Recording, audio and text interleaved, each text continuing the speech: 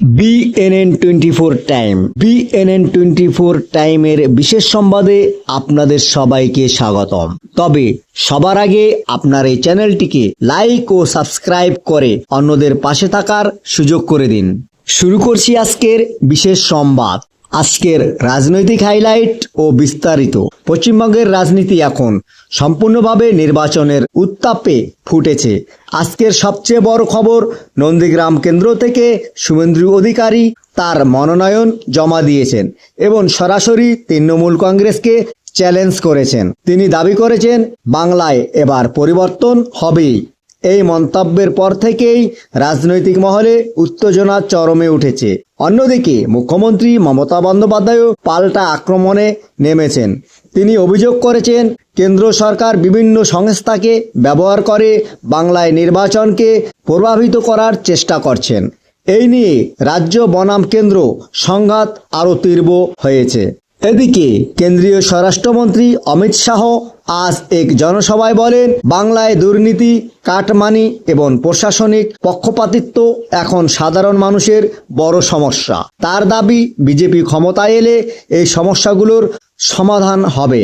সব মিলিয়ে পশ্চিমবঙ্গের নির্বাচন এখন শুধু ভোট নয়, এটা হয়ে উঠেছে এক বড় রাজনৈতিক লড়াই, যেখানে প্রতিটি বক্তব্য এবং প্রতিটি পদক্ষেপ অত্যন্ত গুরুত্বপূর্ণ। এবার আসছি এসআইআর ও ভোটার তালিকা নিয়ে আতঙ্ক ও বিস্তারিত।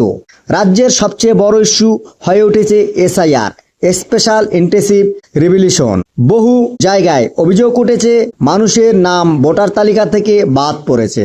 গ্রামে গ্রামে বুথে বুথে এখন আতঙ্কের পরিবেশ। অনেকেই জানতে পারছেন তাদের নাম তালিকায় নেই। সাধারণ মানুষ বিভ্রান্ত, কিভাবে নাম ফেরত আনবেন তা পরিষ্কার নয়। বয়স্ক এবং গ্রামীণ মানুষ সবচেয়ে বেশি সমস্যায় পড়েছেন। নির্বাচন কমিশন একটি অনলাইন পোর্টাল চালু করেছে যেখানে আবেদন করা যাবে, কিন্তু সমস্যাটা হচ্ছে সবাই তো অনলাইনে আবেদন করতে পারেন না। বিশেষজ্ঞরা বলছেন যদি দ্রুত এই সমস্যা সমাধান না হয় তাহলে অনেক মানুষ ভোটার অধিকার থেকে বঞ্চিত হতে পারেন। প্রশাসনে বড়সড় বদলি আরও বিস্তারিত। নির্বাচনের আগে স্বচ্ছতা বজায় রাখতে নির্বাচন কমিশনার বড় পদক্ষেপ নিয়েছেন। 173 জন পুলিশ অফিসার বদলি, 83 জন বিডিও বদলি এবং বদলির মূল উদ্দেশ্য নিরপেক্ষ নির্বাচন নিশ্চিত করা, স্থানীয় প্রভাব কমানো, আইন শৃঙ্খলা বজায় রাখা। বিশেষ করে যেমন এলাকায় রাজনৈতিক সংঘর্ষ বেশি সেখানে নতুন অফিসার নিয়োগ করা হয়েছে। রাজনৈতিক বিশেষজ্ঞদের মতে এই বদলি নির্বাচনের ফলাফলও প্রভাব ফেলতে পারে। সাধারণ মানুষের ভোগান্তি, নির্বাচনের কারণে সাধারণ মানুষ এখন বড় সমস্যায় পড়েছেন, বিশেষ করে কলকাতায়।